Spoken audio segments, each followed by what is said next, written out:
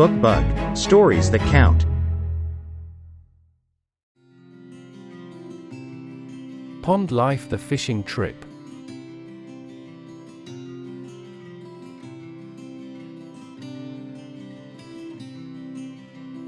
By Donna. Koren Wells, illustrated by Ching.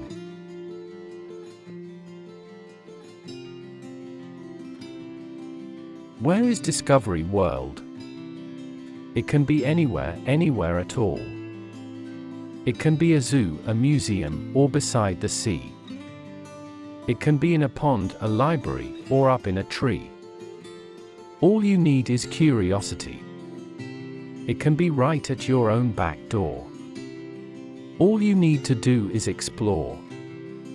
So come along and find out more about pond life. On the first day of summer, Dad woke Philip up very early. No one else in the house was awake. Philip and his family were visiting his grandparents. "Did you remember that we are going fishing this morning?" asked Dad. "How could I forget?" said Philip. "We have to be quiet," whispered Dad. "I'll go and get the poles and bait." "And I'll get dressed," said Philip. Philip always liked going fishing at the pond on his grandparents' farm. He liked looking for frogs and turtles and ducks. His father was born on this farm. Philip began learning about the pond when he was very little. "Shush! Look," said Dad. "There is Grandpa's big old bullfrog. He's the largest frog in the pond now."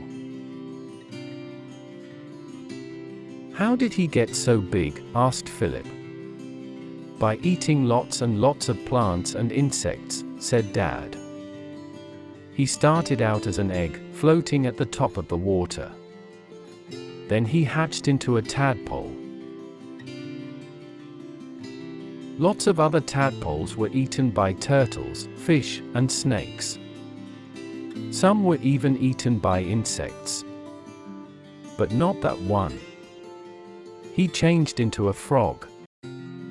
And now he is so large that most other animals leave him alone." "Look at the turtles," said Philip. "They like to climb onto the log and warm themselves in the sun," said Dad. The sun is important to the life of the pond. It heats the water all the way to the bottom and helps the underwater plants grow. "Do turtles eat plants?" asked Philip. "These turtles eat just about anything. In fact, they are such good eaters that they help keep the pond clean." Just then Philip felt a pull on his line. He yanked his pole. But instead of a fish, he found a long, green plant. "I wish there weren't so many plants in this pond," he said. "But plants are very important," said Dad. "They are food for many of the animals and they provide hiding places for little fish and tadpoles. Be very quiet, and I'll show you a secret. See? Ducks can hide their nests in the tall plants along the shore," whispered Dad. "When the ducklings hatch, they also use the plants to hide. See how well they match the colors of the plants." "What are they eating?" asked Philip. "That's called duckweed," said Dad. "And it's a good thing they are eating it. Because if ducks and other animals didn't, the duckweed would grow and grow until it covered the pond. Then sunlight would not get to the plants underwater. So you see, all the plants and animals are important to the pond." "Dad, will the pond still be here when I get to be as big as you?" "It should be if we take good care of it," said Dad. "Dad, I think I've caught a fish," cried Philip. "It feels like a big one, too." "You have caught a big one," said Dad.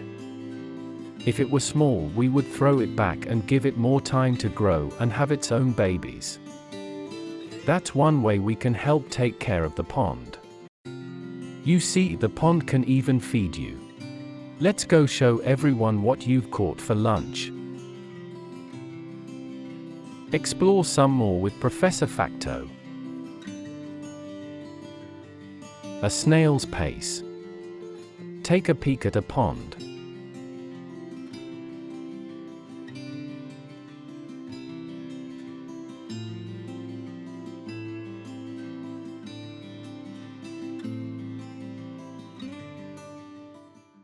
Stories that count. Subscribe now for more.